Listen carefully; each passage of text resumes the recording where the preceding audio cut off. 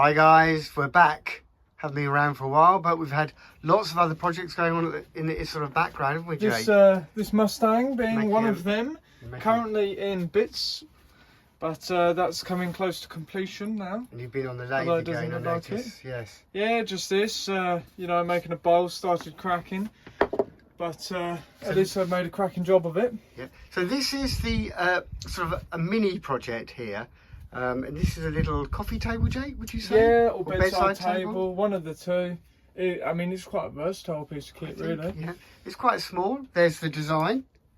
There's the design there. And we've added, I don't think it shows the drawer in there. Oh, it does actually show a drawer in it. We've added some little bits of detail. The drawer, I think, is quite a handy little addition. It is doweled together. It's not a complicated piece of work. The joints there, can you see there's a little sort of housing joint, I suppose you'd call it, on each side. I think to improve it, we would add some edging to the plywood there. There's a little bit of breakout there, I noticed. Yes, and maybe down here when it comes to the side of the drawer. So we've done a good job hiding it, but you've still got that bit of plywood on the edge. So yes, you know, figure out something there, like you said, put some edging on it, or a bit of moulding on it. I quite like the look of it. It needs to be varnished and sanded again. It could even be stained a slightly darker colour, or even a that's at its raw colour. Yeah, that's the raw colour. Natural. So it's good to talk to you again, guys. Hope you like this little project. Tools and equipment, usual stuff: the block plane, the tenon saw, the bench hook. Obviously, some good measuring equipment. Probably use a 10mm chisel for the rebate. Just point to the rebate if you open the drawer, Jake. Oh, there's the rebate. Yeah, there we go. And you can see the rails for the drawers there, holding the drawers in. All basic tools, really. We've done a simpler one, and it's good to get a video back on Shed Hacks for you. So, well done, Jake. Yeah. Yeah, maybe one day we'll have a reveal and show faces. Who knows? Not that it's a covert operation, but who knows? Okay, anything else to report, Jake? Anything else going on? No, I've just got to get off to 007. I think that's the only thing I've got to report. Absolutely, really. Yes, absolutely. MFI. No, not MFI. Yeah, what's the other one? I don't know, it's 007 and... Yeah. I don't know. See you later, guys. Okay, Jake, this is our new project. We got some inspiration from this 100-year-old small, I suppose, bedside table here.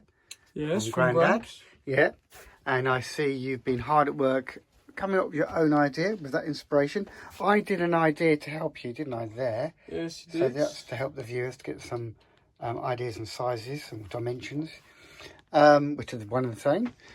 We've passed you through the tools here. Bench hook, you're going to point out? Yep, bench hook, tenon saw, piercing saw, which isn't really necessary for this, but it's got a much smaller blade in comparison. So obviously you can make much tighter turns. You've got ruler, tape measure, hammer, no, mallet. God, I had to think about that one. Jeez, a wooden mallet to be specific. Oh dear, yeah.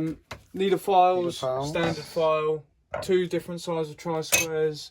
That's a 45-degree square, a 10mm bevel edge chisel and a block plane. Yeah, sometimes they're called mitre squares, because you know, allows you to do mitre joints.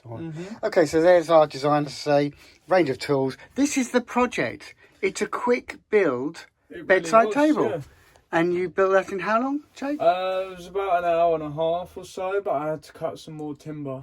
Hour and a half, okay. That is a quick build piece of work. Now you've chamfered the sides. Just do you want to point? I have indeed. The chamfering there. Yeah, and then I knocked it round with some sandpaper as well. Okay, and it isn't varnished. This is before any real final preparation.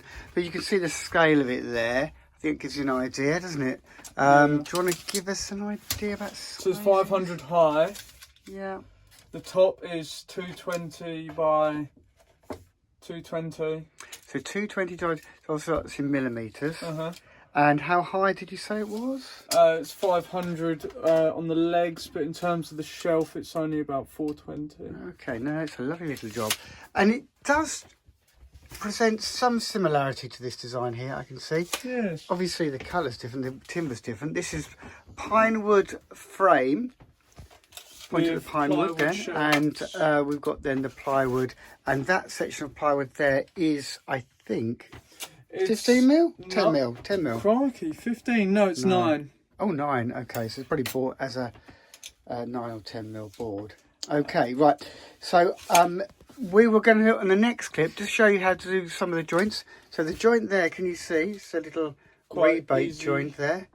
And look, we've got the precision there. I'm quite pleased with how you've done that, actually, because you're only 17, so you've done actually really well. I know you've done more complicated projects in the past, but this is just an update on some shed hacks videos we'd like to have done. And I think, you know, it's just nice to keep something in the shed hacks basket, if you like, of videos. So we'll come back to you in a minute, and we'll show you how to cut and finish a sample rebate joint.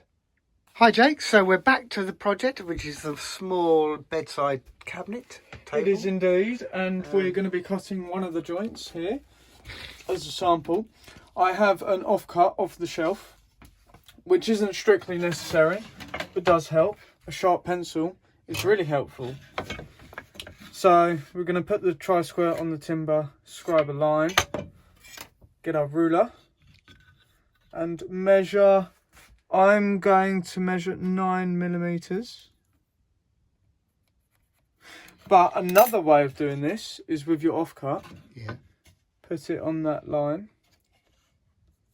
and then just make a little mark, and then scribe it with the draw it with the tri-square, and that's how you know it's the same thickness. Now just show the viewers how to use that tri-square, because lots of people actually get this wrong. So it's quite intuitive. You have this brass bit that goes on this parallel here, and then you make sure those two edges are flat, and then you can slide it up or down. Perfect. And that's as simple Are as you that. going to measure the depth of the cut for the rebate? That's what I'm getting onto. Okay. So here you can see the section's 15 mil. So I'm going to go in roughly 10.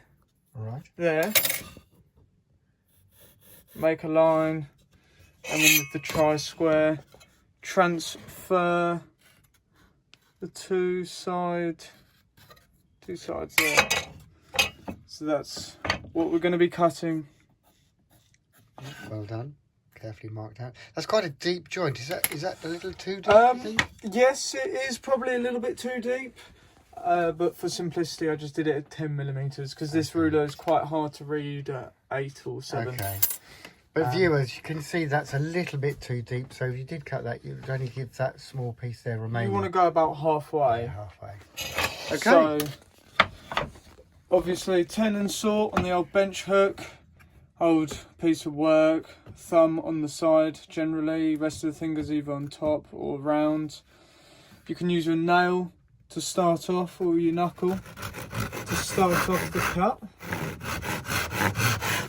And then once it's going, you can obviously relax your fingers.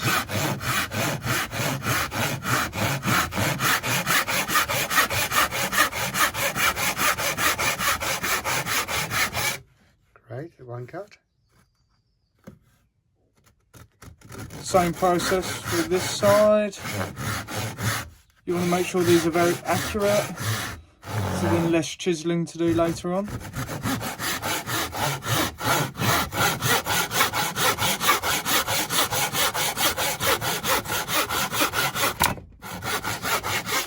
There we go. Okay, so there you got your 2 cuts. Okay. And I didn't take them all the way down to the line, make some room for chiselling. Now I'll just come on this side. You just grab the chisel and the mallet. And then they go in the bench vise. I've got it at a slight angle because we're working with such a small joint. If you try and put it level and clamp it, you won't be able to get in all the way down to the bottom. No. So in this case, it's going to have to go at a very slight angle. Chisel, bevel edge, and mallet. And it looks like this chisel's too big. I'm going to have to hold it there. The chisel's 10 millimeter. Yep. And that's now an 8 millimeter chisel. Not sure, and it's just a nice easy process come from the other side, will it? Oh, yeah, okay. I probably should have come. Oh, let's redo that. Redo it. Yeah. Coming back to the rebate joints, just returning after a little break there. Hey, Jake. Yeah, we thought we'd do a slight demonstration of what happens if you get a bit too ambitious with the chisel. So there, it's okay, we're not down to the line. But on this side, you can see, even though I haven't marked it out, because it's on the bit that broke off, the whole thing's just broken off. So, and that happened because you chiselled all the way across in one go without chiselling from both sides. Just like that. Yeah. So, explain. So, it's best to chisel from both sides. How do yeah, so it's best to chisel mallet from, and the chisel. From there. Do that side and then go from this side. And then turn it around and then obviously go right from that side there. Good. Yes. Well done. So we'll continue with this. And as you can see, it's quite soft timber.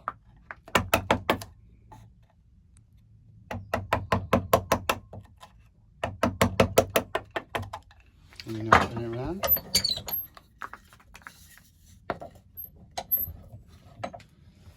Yet again, it's at a slight angle as it will not fit in the vise.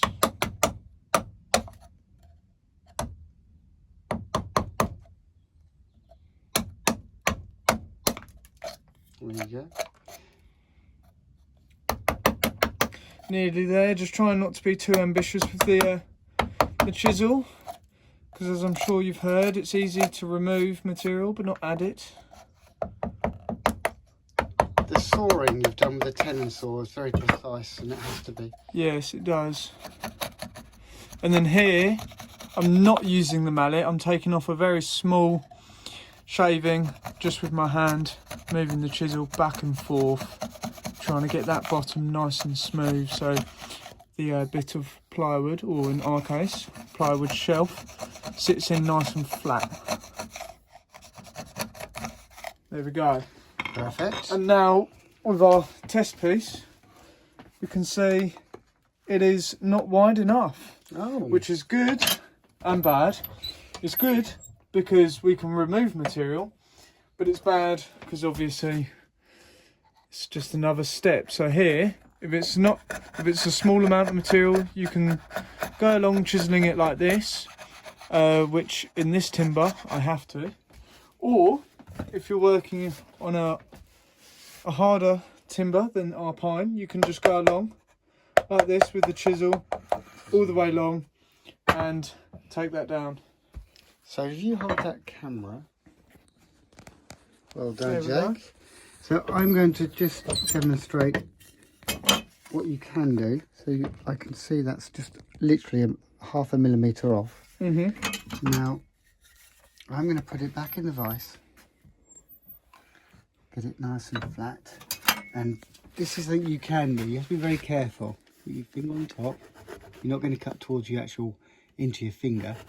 Be very, if you've got a little bit of skill here. And I have to have my glasses on.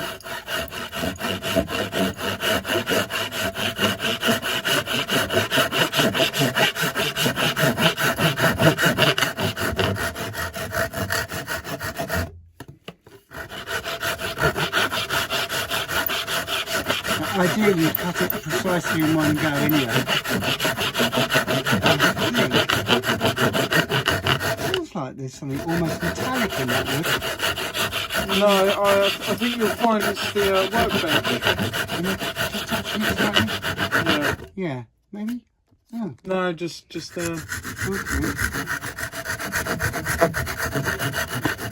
And you can tidy up that base kit in with the saw. So I'm just going to come across with the 8mm chisel. Can you hear that crispiness of the cut? Sort of a crispiness. So the blade should be absolutely perfectly sharp. No reflection off the tip at all. Nice and sharp that, Jake. Yes, I like keeping all the tools sharp as they're safer. And there you go. Fits in perfectly. Look, it holds up itself. Yeah, you've got no slack in that at all. Yeah.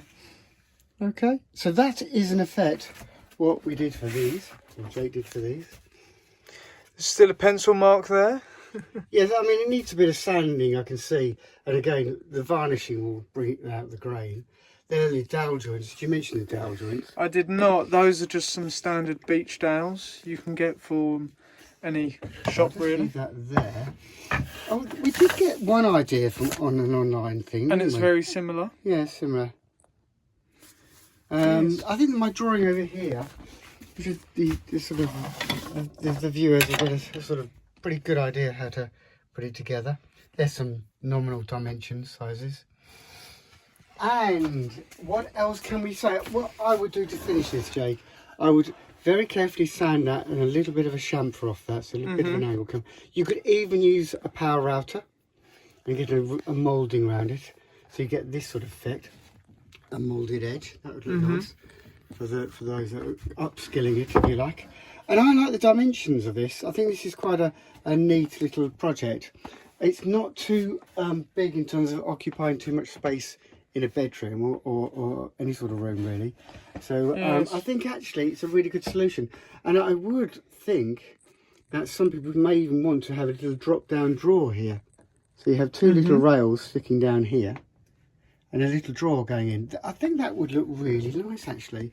Maybe if I ask Jake, we could just add on a little clip, maybe with a drawer perhaps coming down from the bottom, from two little rails. Yeah, it might look good. So I think we'll come back to that, and perhaps tomorrow we'll show you just a slight extension to it to make it a little bit more complex for those showing even more craft skills. Okay, we'll come back to you tomorrow with perhaps the drawer showing and it being sanded up a little bit more, and maybe that edge taken off there on each side. I like it, Jake. I think you've done a really good job. A splendid effort. Thanks very much.